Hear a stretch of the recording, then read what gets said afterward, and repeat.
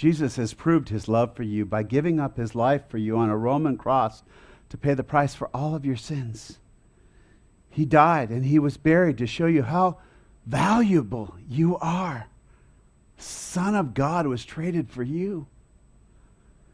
He has already defeated death, Satan, and any lofty opinion that's opposed to you. He crushed them all under his feet when he walked out of the tomb alive again and alive forever. Today, obey his call to follow him.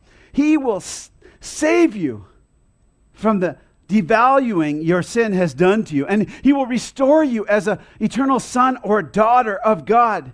You are God's inheritance if you will hear his call to you today and believe it.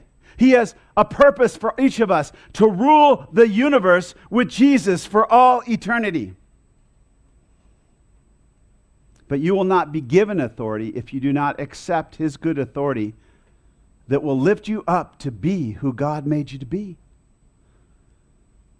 Today, repent of any lofty opinion that opposes him and obey his call to walk in relationship with him as your God. He will be your God and you will be his people.